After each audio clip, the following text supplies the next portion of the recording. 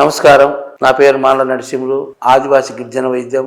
చాలా మందికి ఇప్పుడు చెప్పడం చిట్కా ఏంటంటే, ముసలిళ్ళ కాంటి 1 నెల పిల్లల నుండి 100 ఏళ్ల ముసలిళ్ళ వరకు ఊపిరితిత్తుల వ్యాధి.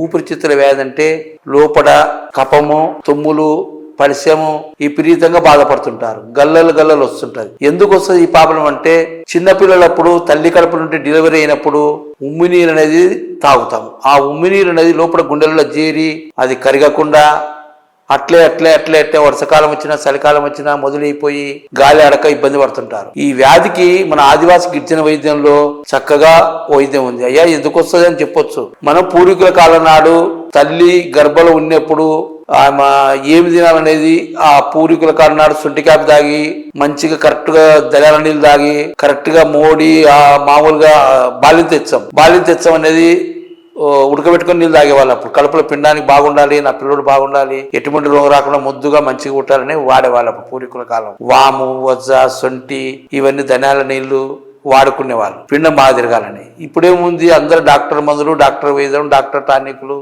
డాక్టర్ వార్తలు. గర్భం బాగా పెరుగుతుంది, పిండం బాగా పెరుగుతుంది. అప్పుడు పూర్వకాలం చాలా మందికి సంతానం డెలివరీ అయ్యేవాళ్ళు.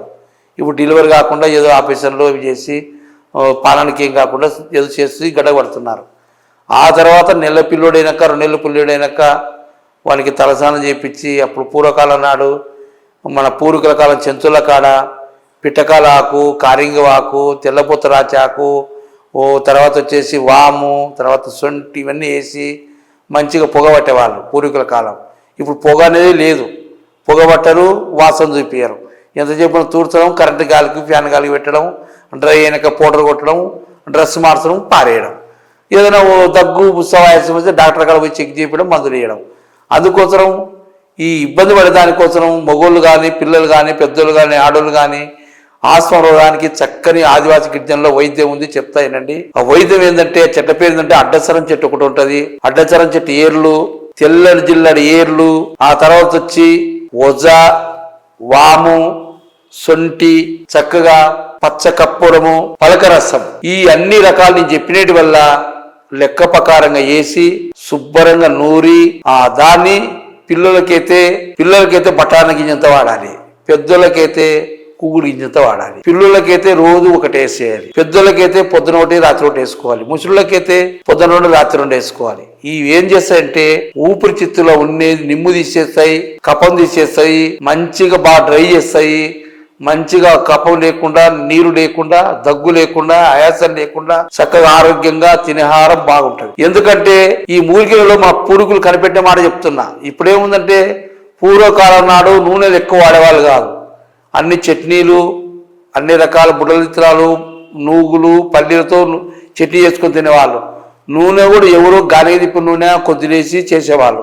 ఇప్పుడు ప్రతి ఒక్కరు వంటలో నూనె తేలాల. ఈ ఊపిరితిత్తుల వాతం ఉన్నలకు, ఆయాసం ఉన్నలకు నూనె ఎక్కువ వాడితే జీర్ణశక్తి కాక ఆయాసం ఎక్కువ కానీ తక్కువ కాదు. ఆ వైద్యుడు ఏం చెప్తుందంటే, మన ఆరోగ్యం బాగాలేనప్పుడు మన ఇంట్లో ఎవరికి ఆరోగ్యం బాగాలేదు, మనం చూసుకొని చేసుకోవాలనేది మన అందరం. అక్కలకి ఏమైనా పొరపాటు ఉంటే చేయించండి. ఏం చెప్తుంటే మన ఇంట్లో జబ్బు ఉంది కాబట్టి మనం చూసుకొని చేసుకోవాలి. లేకుంటే వండిన తర్వాత కొంచెం కూర పక్కన తీసి తర్వాత నూనె వేసుకోవాలి. అప్పుడు వాళ్ళు కొంచెం ఊపిరితిత్తులు బాగుంటాయి, కొంచెం ఉపశమనం అవుతుంది. ఆ ఉపశమనం కాకుండా అల్లాడుతుంటారు. కాబట్టి ఈ వైద్యం అనేది నేను ఎందుకు చెప్తానంటే, ఈ 4 రకాల మూలికలు సమూలం తీసుకొని చక్కగా నరికి నీడకు ఆరబెట్టి చూర్ణం తయారు చేసుకొని, ఆ చూర్ణంలో నేను చెప్పిన జించులను తీసి పౌడర్ తయారు చేసుకోవచ్చు, గోళీలు తయారు చేసుకోవచ్చు. ఈ చక్కని వైద్యం చిన్నపిల్లలకైతే చిన్నపిల్లల ప్రకారంగా పౌడర్ అయితే చెంచా కాడ, పెద్దోళ్ళకైతే మధ్యవర్తులకైతే హాఫ్ చెంచా, పెద్దోళ్ళకైతే ఫుల్ చెంచా.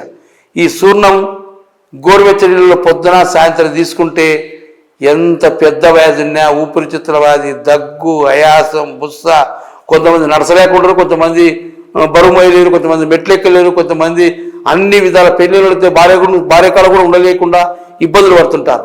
ఈ వ్యాధికి ఈ చక్కని వైద్యము, ఈ చెట్లతో చూర్ణం అనేది మీకందరికీ ఉపాయం చేసుకుంటూ అది వాడుతూ, పథ్యం అనేది ఈ మందు వాడేటప్పుడు ఐస్ క్రీము, కూల్ వాటరు, మజ్జిగ, నూనె తిండ్లు తక్కువ చేసుకొని ఈ మందు వాడుకుంటే చక్కగా మీకు అందరికీ మంచిగా అవుతుంది. ఎందుకంటే అందరికీ అయ్యా మీరు ఏమి మీకు అనుభవం ఉంది, మీరు ఏం చదువుకున్నారు, ఏం మీకు లాజిల్స్ అంటారు. హన్మ వైద్యం అంటే ఆదివాసి గిరిజనులు పూర్వీకుల కాలం నుండి కొండలు మాకు డాక్టర్ ఉండరు, మా పెద్దలు తరతరాల మూలికలు గుర్తుపట్టుకొని అడ్డచరం అనేది అడ్డచరం చెట్టు అనేది చాలా పెద్దది.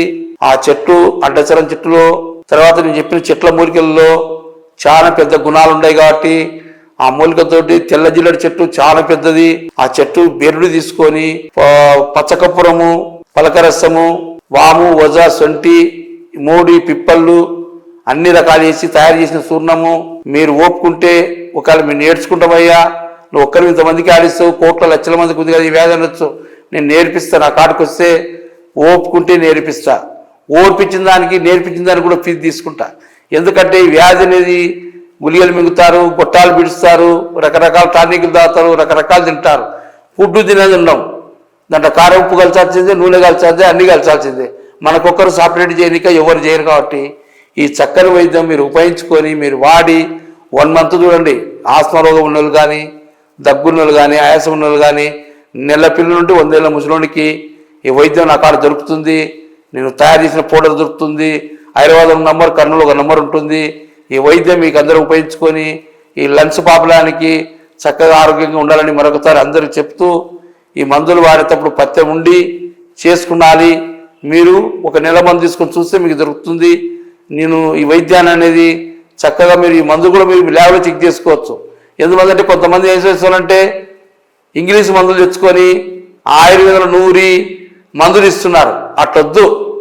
మనం చక్కగా మూలికతో వైద్యం ఉంది, దేవుడిచ్చిన ప్రకృతి ఉంది, దాంతో వైద్యం చేస్తాము, అందరం ఆరోగ్యంగా ఉందాం.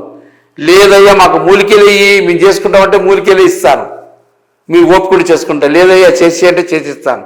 అందుకోసం ఈ లంగ్స్ ప్రాబ్లానికి చక్కని వైద్యం మీరు ఉపయోగించుకోవాలని మరొకసారి అందరికి అక్కలకు, అమ్మలకు, అన్నలకు, డాక్టర్లకు, వైద్యులకు అందరికి ఎందుకు చెప్తానంటే ఆదివాసి గిరిజను బతికించుకొని ఈ లంచ్ ప్రాబ్లానికి మెట్లెక్కాలన్న కష్టమే, బరువు మోయాలన్న కష్టమే, పని చేయాలన్న కష్టమే. ప్రతి వాళ్ళు ఏసీలో ఉంటారు, ఏసీలో పని ఉంటుంది, ఏసీలో హైటెక్లో పనిచేస్తుంటారు. వాళ్ళకి లంచ్ ప్రాబ్లం ఉంటే గొట్టం బిడ్చాలా, మందులు మింగాలా, పని చేసుకోవాలా.